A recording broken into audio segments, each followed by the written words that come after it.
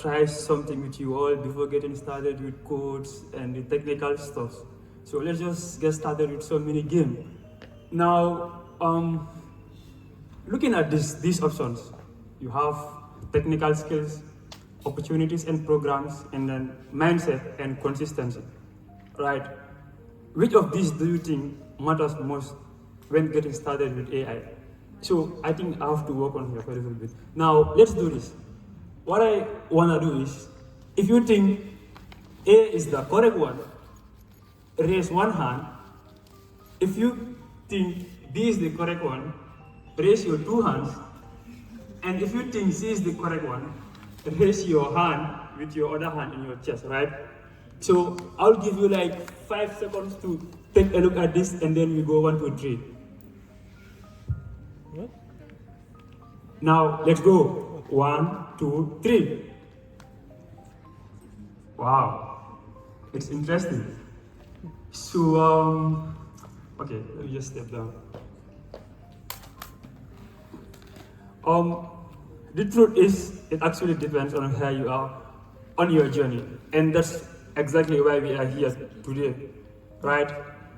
And before going further to what actually matters when getting started with AI, artificial intelligence, the definition, and all of that, I think I'm gonna take few seconds to introduce myself, because my background is why this topic matters so much to me. It's basically my life, it's what I'm passionate about. So in short, like just a summary, I'm a previous data science intern at the Medical Research Council in the Gambia, known as MRC here, part of the London School of Hygiene and Tropical Medicine. Throughout, I've been a 2 times AI intern, right? I have done some work on scientific research, published some preprints. I'm a public speaker. This is my 2nd time speaking at the Google DevFest here. Yesterday I spoke at the PyCon as well, plus other tech events too. I'm a content creator. Some of you might have seen me on LinkedIn and YouTube. And I have been lucky to win few hackathons as well with some amazing cash prizes. So with all of this, I think like I have some solid info to share with you. Now let's get started. So first of all, why even build a career in AI, right? So looking at this, most of these things are things that honestly do not need any elaboration. We have seen what is going on in the tech industry. Just by reading this, you get to understand exactly what this little boy here is trying to talk about. But the first one is just like the global AI momentum, right? This is something that I do not have to explain. We have been seeing what AI is doing recently. There's literally very few softwares now you will visit without AI features with them. And the second is, Africa is the continent that has the largest youth population, literally. So imagine if all of these youths could, I mean, it doesn't make sense for all of us to do artificial intelligence, right? But then if we have a large population involved in artificial intelligence, imagine the kind of innovation and wonderful things we will do for this country known as the Gambia and then Africa at large. And then last, even as a student, it matters. I'm a recent high school graduate. I graduated high school last year, and in my first year at the University of the Gambia. And getting started with AI early in my age, I can't count the amount of blessings and good things that have come to my life. So your time is now. Now, when getting started with artificial intelligence, there are 2 core skills to focus on. I mean, people on the internet do talk about it a lot, but then I boil this down to 2 main skills, right? You have the technical skills, and then we have the soft skills. Both of these have to go hand in hand. So now let's take a look at the technical skills, also known as the technical foundations. The first one is probably programming, right? And the best language for AI machine learning is literally Python. So I also guess if you are not solid in Python, then what you have to do at first is to make sure that your Python is solid. If you are a complete beginner, you can spend 6 months to 1 year trying to make your Python skills at its best. And here are some stuff you need to make sure you understand also. I mean, like, these are all Python frameworks and libraries. You have NumPy, Pandas, TensorFlow, or Python, right? And then mathematics. So the underlying principles for AI and deep learning artificial intelligence at large is basically mathematics, and you will get to know this as you go further, right? When you start building models, you have to do forward pass, you have to do a back propagation, you have to implement all of these rules from mathematics, from calculus. Then what happens is that if your mathematics is not solid, like you literally have to know, you know what, I have to take a break right now, go back to mathematics and make sure that these are solid before I can continue, right? And third, so this is the third, but to me this is the most important thing, the problem solving. Because I'm a big believer that machine learning, AI, Python, or whatever programming language, it's just a tool for us to achieve our goal, right? This is what I believe. The most important thing is your problem, what are you trying to solve? The programming and AI is just a tool for you to get there. So learning how to be a better and an efficient problem solver, I think is the most important thing. And essentially, this is what programming and mathematics, the combination of these two, this is what it gives you, right? It improves your critical thinking and makes you a better problem solver. So let's take a look at the soft skills now. Okay, we have communication, and you know, literally, like most people think being let's say not even an AI dev, a programmer in general, means that you have to be a solo dev. Of course, being a solo dev is cool in the sense that you will go fast, but if you want to go far, you have to learn how to be an effective and better communicator. One of the things that I learned during my internship at MRT is how to explain technical concepts like code, right? Because if I build, let's say, an AI model for a doctor to predict or detect cancer, the doctor doesn't care about my accuracy. He doesn't care about my codes. What he cares about is how am I going to explain that concept to him in a way that he's going to understand. So learning this skill, these communication skills, explaining very, very technical concepts to laymen in such a way they will understand is something that is very, very important. And then we have networking. And by far on the soft skills, I think this is the most important thing. And of course, it was one of the options too. You can categorize networking to be part of opportunities and programs, right? And I mean, this is common sense, you will know. Just sitting in your laptop, me sitting in my laptop alone, won't make you guys to get to know me today. Won't give me that internship I have been longing for at MRT, right? So going out of your comfort zone, joining tech communities, and attending tech events like these ones are really, really important when starting your journey in machine learning and AI. And then the last one, of course, you have a growth mindset. It's true that, I mean, it's false that you don't need a PhD to start AI, but it is true that the journey is not easy, right? You will fail a lot, right? You will build models that will crash. You will spend months developing models that will have very high accuracy, very low accuracies rather.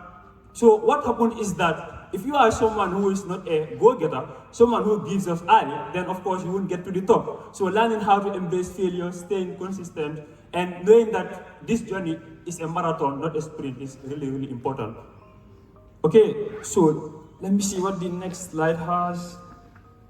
Okay, now here are some opportunities to build experience.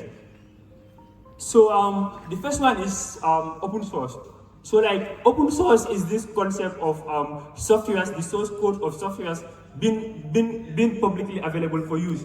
You can edit, you can modify and distribute freely, right? So there are a lot of open source projects, AI in particular on GitHub, you can check out. And the second is Kaggle. So I think since I started my journey on machine learning and AI, the only time I read datasets, I use datasets that are not from Kaggle is, I would say like it was once, like when I was competing on a hackathon recently, MRC hackathon that they explicitly give us the dataset locally.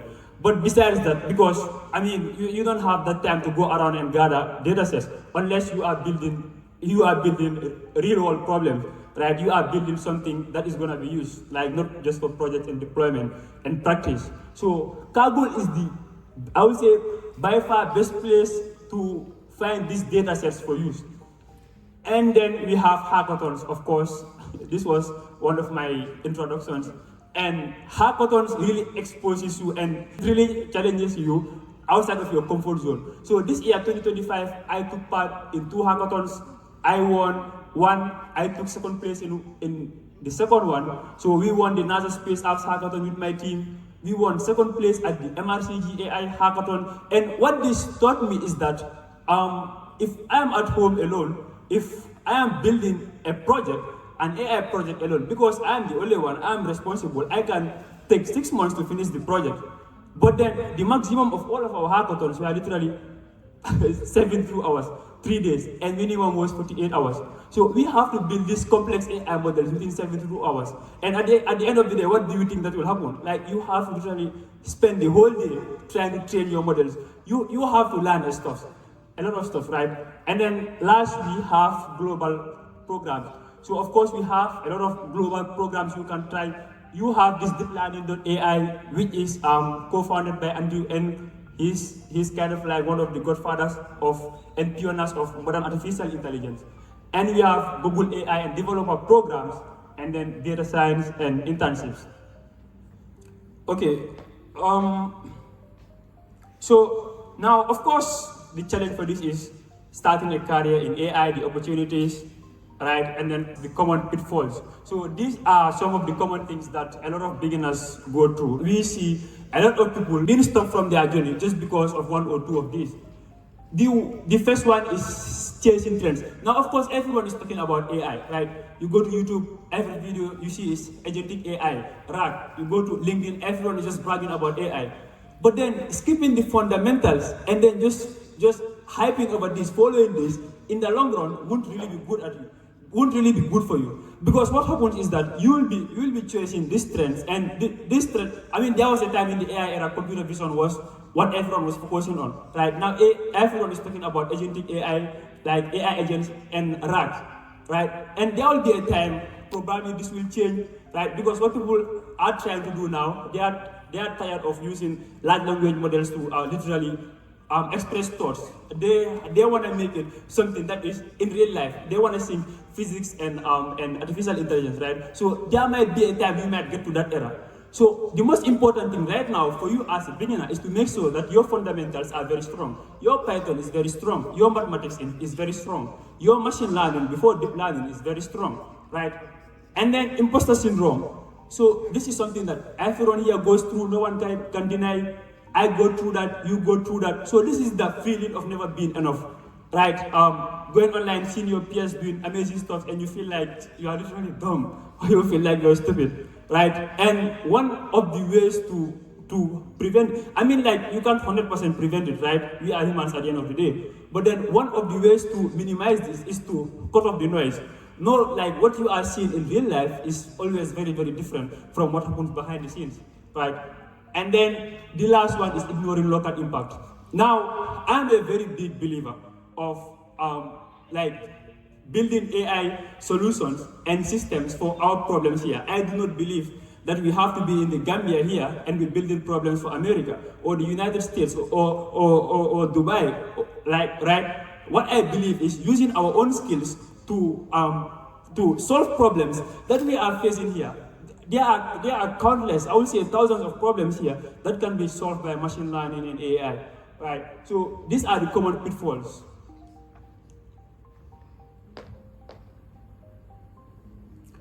Okay, so this was the concept I was explaining, using AI to solve African problems, right? And one of the things it says here is building for Gambian or African specific issues helps your community and produce work that stands out globally.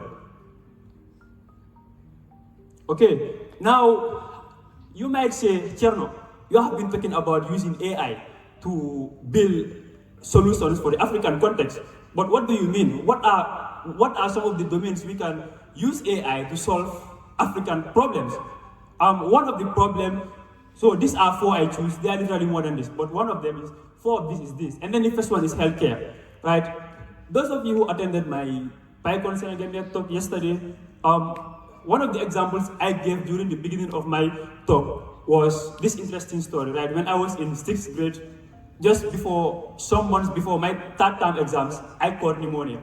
And I was taken to the hospital, I got an x-ray, And like the doctor gave me medication after seeing the X-ray and verifying that this kid indeed has pneumonia, and a few weeks I will recover.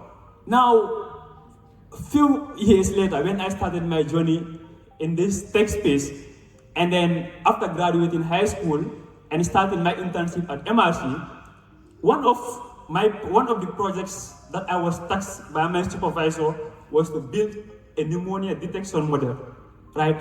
And at that point, something just clicked for me. Because now, this isn't just about Python anymore. It isn't about accuracies anymore. It's all about helping the 12-year-old me back then walk out of the hospital healthy, right? So I was able to connect. I was like, wow. So I can use my own skills to solve a disease that I once have.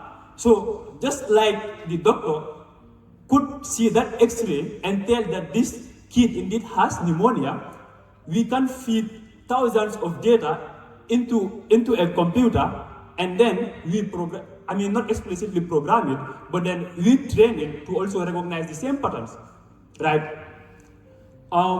The next one is agriculture.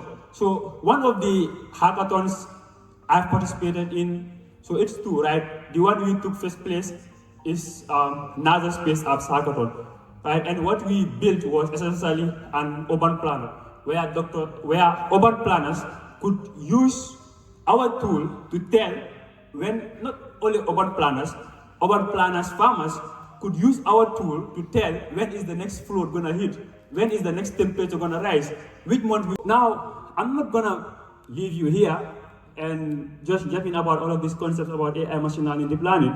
Now, what do you do next now? You know all of these things, right? You know that in order to get started, you have to be solid in Python, you have to make sure your mathematics is solid, you have to do this and this. But like, what is the roadmap now? Because I've given you a lot of tips here.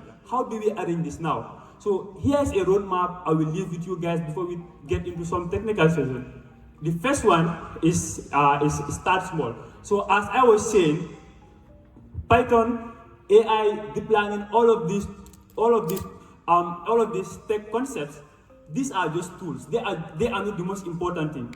The most important thing is coming up with the problem, right? These are just tools to solve our problems. They are just tools to get us to the goal, what we want. So the most important thing is to come up with the problem you are trying to solve, or a project you are trying to solve. That's the first step. And then second, obviously, after knowing that, you know what, now this week, I wanna build, for those of you who attended this season again yesterday, what we built was a handwritten digit classifier, right? Most people, what will stop them from starting is that they're gonna be like, you know what, I'm not gonna be consistent, right? I cannot be consistent, or my first model is gonna be very, very poor. You know, if everyone in the world could think this way, then you would probably have no Facebook today. You'd probably have no WhatsApp today. You'd probably have no all of these innovations today. Because the first version of Facebook was very, very poor. But look at them right now. So what matters is developing that concept of discipline and consistency. That, you know what, just put in 30 minutes every day. That's the bare minimum you can do. And then, of course, you have join communities, which I already explained. You have to join tech communities and events like this. Build in public. So one thing I'm commonly known for here is the fact that I always share my work, whether it's YouTube, whether it's LinkedIn. I mean, I'm more active on LinkedIn, but then everyone who I get to meet here, about 99% of the people who approach me will be like, yo, you know what, I followed you on LinkedIn. I do see your posts, keep it up, right? And that has given me a lot of opportunities, and you have to too. You have to build in public. And then, of course, seek feedback, right? A life without a mentor is crazy. These are the people who are going to see obstacles in front of you and make you skip over them. Because for all of you, you will mess up. And then, of course, iterate and scale. As I was saying, now, of course, you can take part in hackathons and apply for internships. But then the thing you have to put in your mind, you know what? The first of your everything will be bad. Your first model will be bad. That shouldn't discourage you. Build a project. Make sure the next project is better than this one. Make sure the next one is better than the previous one. And the next one is better than the previous one. Okay, so I think it's time for the technical stuff. I'm not sure.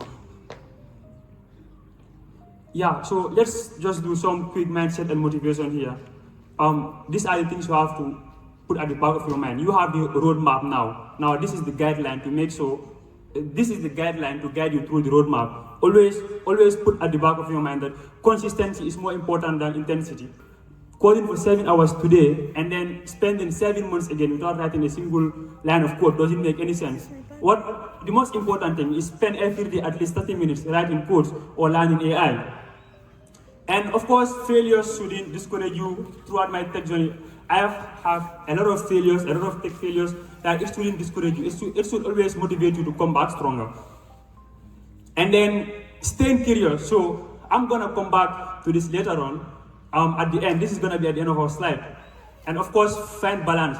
Life is not all about AI too, right? Sometimes you have to take a break, enjoy a little, go out with your friends. Okay, so I was planning doing a live demo. I don't know, let's see.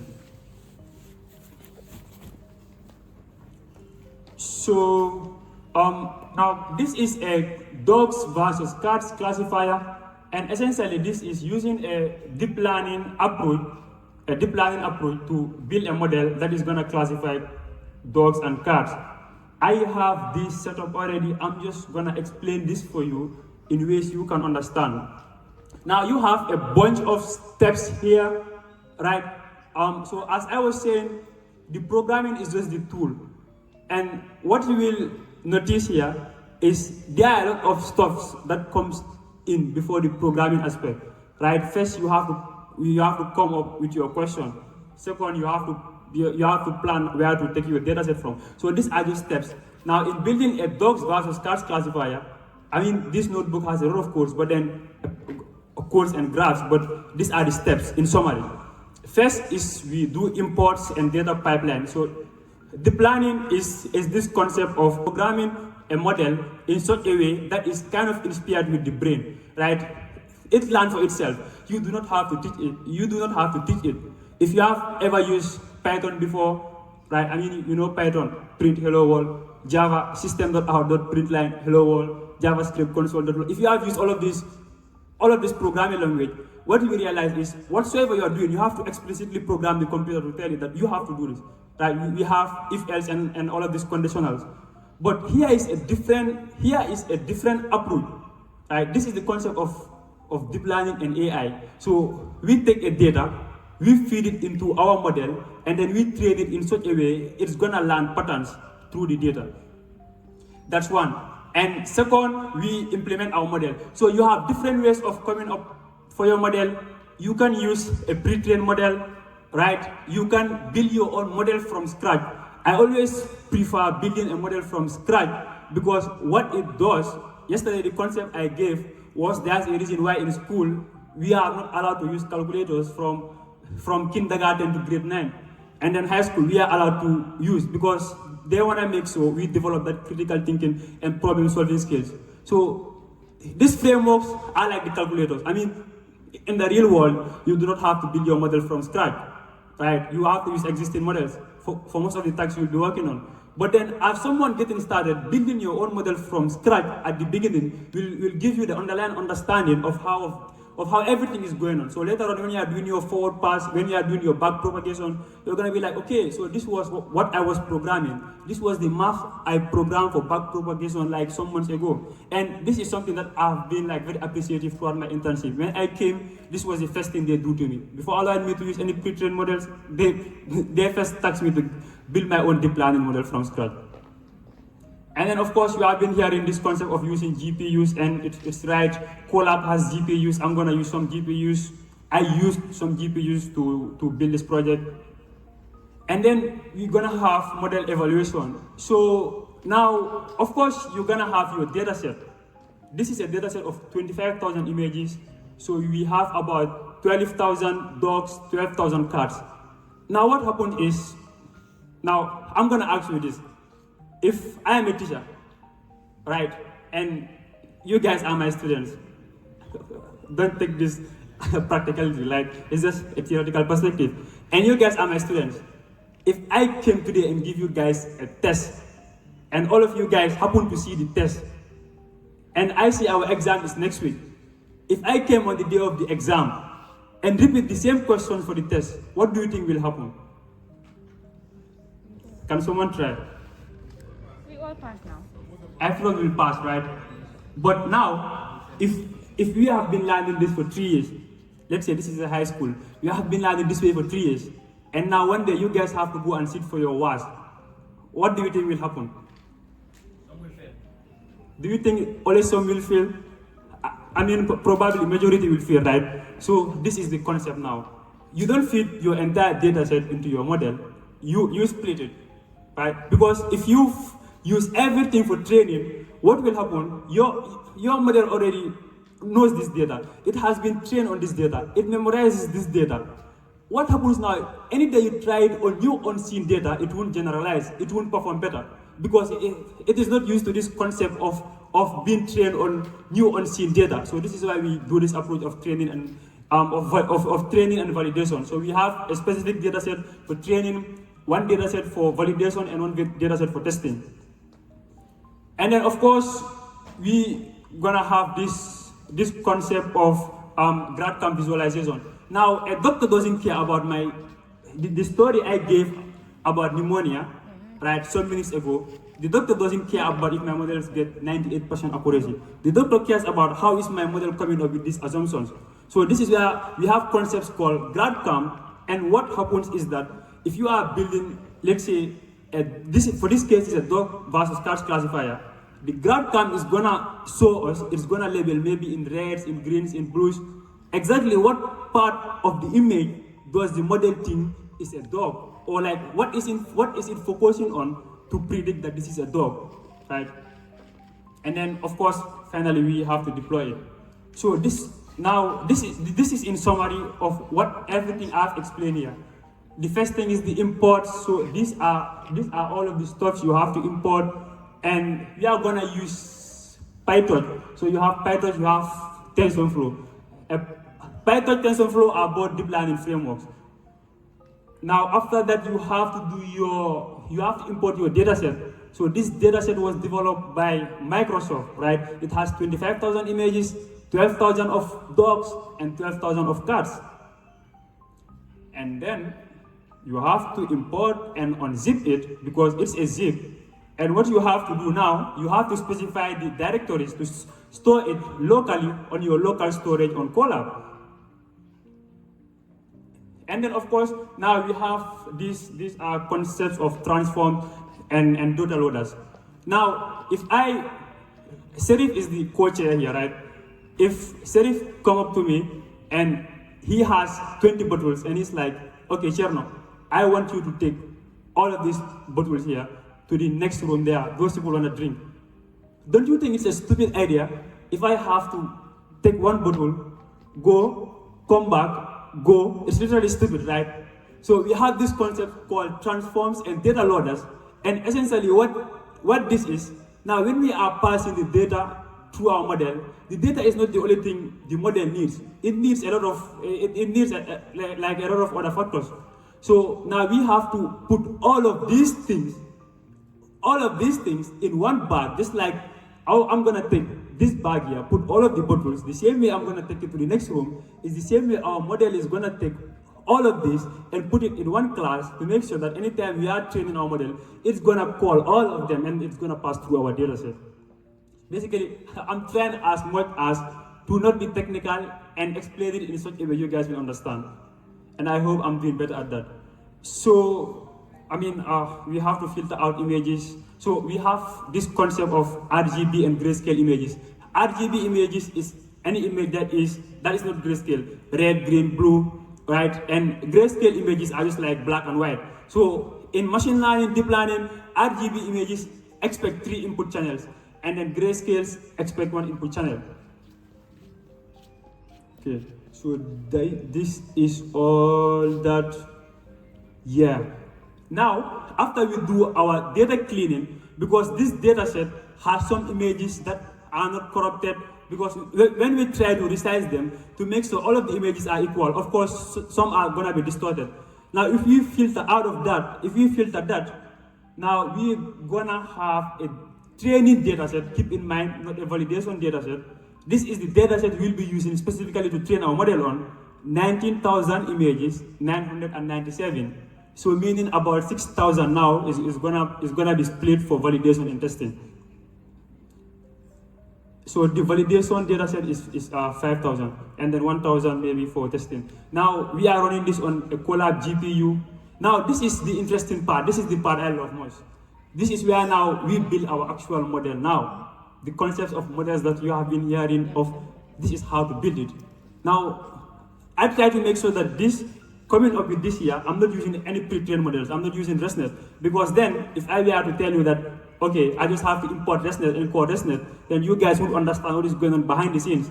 So what I essentially do here is to make sure that this is built from scratch, that any day you have to go and use any other pre-trained models, know that behind the scenes, this is how it looks like, right? So now, as I was saying, in traditional programming, you explicitly have to program your computer what to do. And I said in deep learning AI, you have to give it your data set, and then you expect it to give you outputs based on what you want, right, from feature extraction and classification. Now, how does it do that? Well, it does it in two ways. You have feature extraction, and then we have classification. So let me just get on top here. Now, if our model is trying to detect the face of a cat, the model just don't assume that at first this is a cat. What happens is we have something called convolutional layers. Now we have 3 of them here. And the first layer, what will happen is, the model is, we are trying to detect a cat. The model is trying to, at the first layer, it's trying to detect, let's say, the ear of a cat. The second layer, it's going to combine that with detecting the tail of a cat. And the third layer is going to convert that, and join it to be able to predict, like, let's say, the entire body structure of a cat. And now with all of this now, which are all of these concepts here, it is gonna pass it later on into our fully connected layers or dense layers. So the feature extraction maps out features. And then the classification is what predicts that this is either a cat or dog. And then when it realizes it messed up, that this is not a cat, it's a dog, now it's gonna back propagate the gradients now to update those where it thinks the mistake was, right? So this is the concept of like trading, and you have to usually do it about 100, some even do it 1,000 of times. Okay. Okay, let's speed through this. Okay, so now what happened is we do a forward pass, is where we pass our data set one time, right? An epoch is going once and coming back. A forward pass is going only once. And here is where we back propagate the gradients, and optimizer is just to update and validate. So let me just give you the results real quick. So we trained this on, I think, 300 epochs.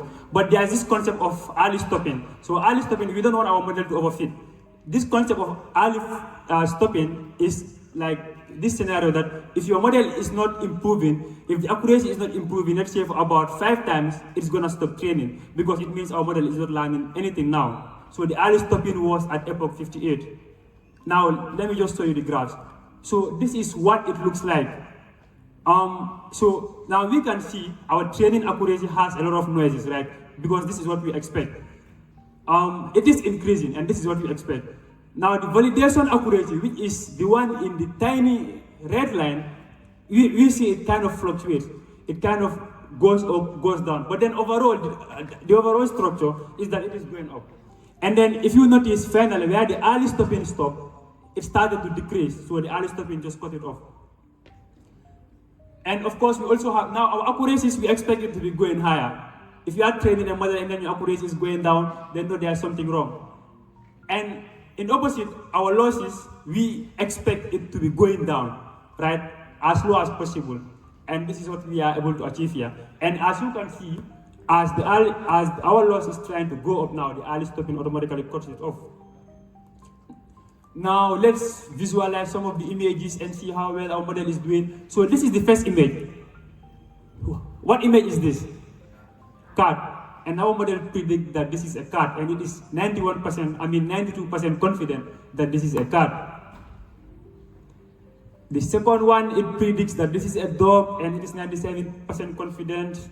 a card, and then we have this confusion matrix here. So this confusion matrix is what tells you how well your model is doing. Now it gives that out of our total data sets, like the training data set and validation data set, about 1,989 images, our model predict it was a cat while it was cat, right? But then 561, it predicted it was a cat while it was a dog. So generally, the true positive is way higher. And for the dog, it predicted 207 images, thinking it was a dog while it is a cat. And then it predicted 2,243 images, thinking it was a dog while it was a dog. So yeah, now the concept of GradCam, here is what I was talking about. These are the features that our model is focusing on, right? So this GradCam here, as you can see, the ears here, it's trying to map out how the ears of a cat looks like. So yeah, this is it. This is basically how you approach any deep learning or machine learning problem, right? Now let's just continue. So I have a closing statement to do. Let me just take, let's say, 3 questions, and yeah, we'll try to go ahead. Any question, feel free. Based on this topic. You have some pictures here for the cat and the dog. And then does it have anything to do with the specificity and the sensitivity of the images? Because it is showing the other one is 97%, the other one is 91%. So a cat can only be a cat and a dog can only be a dog. Why is it not 100% if it is a cat? Okay, so now there are a lot of ways to answer this. Now, first of all, before getting to the actual answer, one thing we have to know that the accuracy is not the only thing we focus on, right, when putting out results. The accuracy is one. You have the area under the curve is one.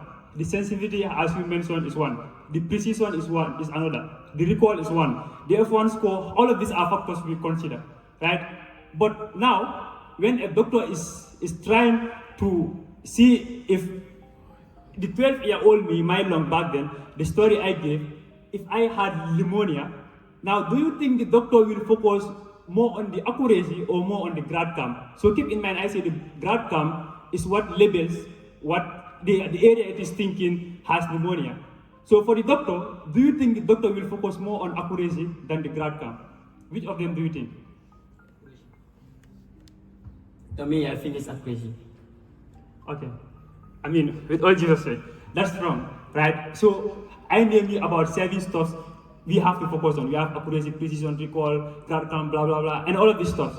But now what happens is, at these stuff, like when you are focusing on them, it depends on the project you are working on.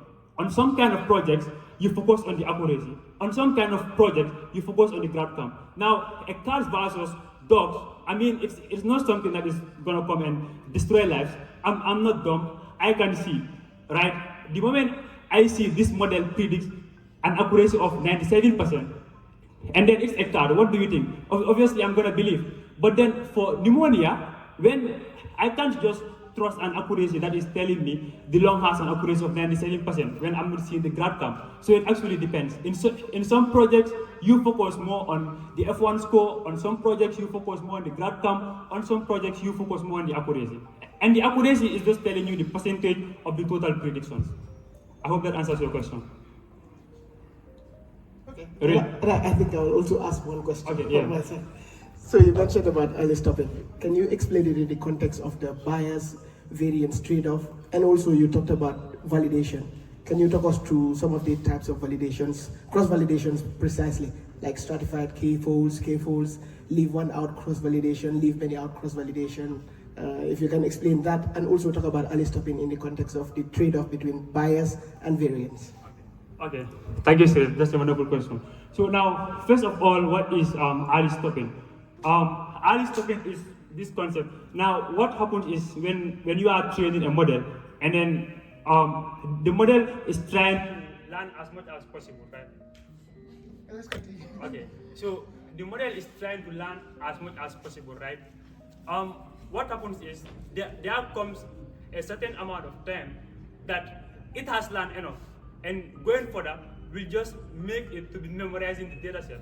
So what happens, as you guys see, when I show you the graph, our accuracy gets closer to, I don't know, 85%. Not the individual accuracies of the image, the total accuracy, right? I'm not talking about the individual accuracies of the image. The total accuracies of everything of this data set. Of course, if we are using a pre-trained models, we're gonna have higher, right? But the total accuracies of everything here was 85%, right? So once the model reaches an accuracy of 85% now the model is not learning anything. It is just memorizing the data set. And what happens is that if I leave it to go ahead without implementing the concept of early stopping, then our model is gonna overfit. And overfitting is this concept of our model performing well on training data set and then not generalizing or performing well on seeing new data set. Right? Just like the first examples I gave about the students and I being new teacher. So now what happens is you have to implement this concept of early stopping to make sure your model doesn't overfit. That you know what, there are a lot of ways to implement it. And honestly, like I'm not someone who is an expert at that. But then like so far what I have done and the way I have implemented early stopping, this is the way. What happened is that I do, so this is just pure Python. I do set up first variables at first. Right? So I do have like a loss and highest accuracy and stuff. And I will have a loop that is monitoring the accuracy. Now, if the accuracy is not going up for like, let's say, I mean, it depends, right? You can choose any number, but like my people at work always recommend me to use 5. So if the accuracy is not going up for like 5 times in a row, what does it mean? It's either stopping at one place or it's either coming down. So what does this mean? Now our model has already learned enough. There is not enough to learn again. Now it started to memorize the data set, and we don't want that. So the moment that happens, this is like a for loop. It's gonna cut off the loop, right? So this is the concept. This is how I understand it. If you also have any additions or suggestions you wanna add, feel free. No. Okay. We are running behind schedule. We Okay. take one more question. One more question, yeah. Feel free. Any questions? Okay. And he gets a sticker for asking a question.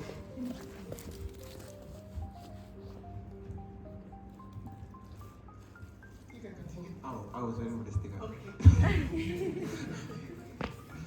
Okay, typically I think there's no model that is like 100%. And then if a model is not 100%, there needs to be an alternative, let's say a manual way of supplementing it. What ways do you implement for that? Okay, good question. So there are a lot of ways, and he is indeed right that there's basically no model something like 100% because we are not explicitly programming, and this is common sense. If we say that if we are using Python to say that if number is 55, then print, let's say 100%. Obviously, it's gonna print 100%, but this is learning from itself, right? It's a model. It's trying to be smart as we humans are, just like the concept of our brain. Right, so it's impossible for it to be 100%. But then there are a lot of stuff to put in place. Now, of course, if let's say you have a model that has an accuracy of let's say 59%. I mean, this even if you use a coin, like and dice it twice, it's better than focusing on that as a doctor. You cannot risk your life on that. That's one. Right? I think accuracy is important. So monitoring the accuracy. I mean, even if it's not 100%. So let's say if you have 90 above, that's something that's cool, right? And the second one is seeing how well your model is doing besides the accuracy. Of all of the stuffs in the data set, of all of the images that your model predicts to be true, how many times are they always true? So I'll repeat this again. Of all of the images that your model predicts to be true in your data set, how often does it get it to be right? So that's one. If it's getting it, let's say, always right, then you know, of course, it's doing well. But if it gets one right, and then it takes like another 50 to get another one right, then meaning you have to do something. So these are concepts. These are like, this is two. And then the other one is, of course, to see your confusion matrix. Yeah, okay, go ahead. Do we have time? No. 5 seconds, we have it. I'm waiting behind time. Okay, I'm sorry. So it means, let's say, models are more or less like, it is safe to use this, it is safe to use, like we are playing the safe card. When it is if a model is above 90 or 95%, you're like, it is safe enough to use it. Not necessarily like it will give the ideal outcome every time. No, of course. So as I was saying, the accuracy is very important, but it's not always the case of the accuracy, right? So it doesn't mean that you have to make your assumptions, like you have to make your main point on just the accuracy, right? Once you have your accuracy in place, so it's always the first one.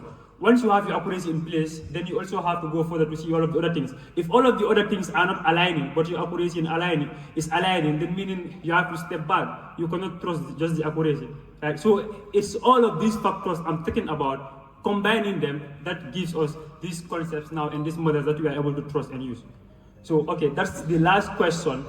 Now, for anyone who attended my public speech, you realize that this is literally the note I always end with, right? Because it's just so powerful and amazing if you understand the context behind it. Albert Einstein once said, "I am neither especially clever nor especially gifted. I am only very, very curious." Now, if one Einstein could have made a massive impact on the globe for just being curious, imagine a world where we have thousands of Einsteins. Now, the underlying principle of this is, if Einstein is not giving credit to his geniuses on his talent, he's giving it on curiosity. What does that mean? It means he understood the relentless effort, curiosity it took for him to be able to understand how to write it, how to ask the right questions and be curious. So this is the basic and underlying principle of this, and thank you so much for attending.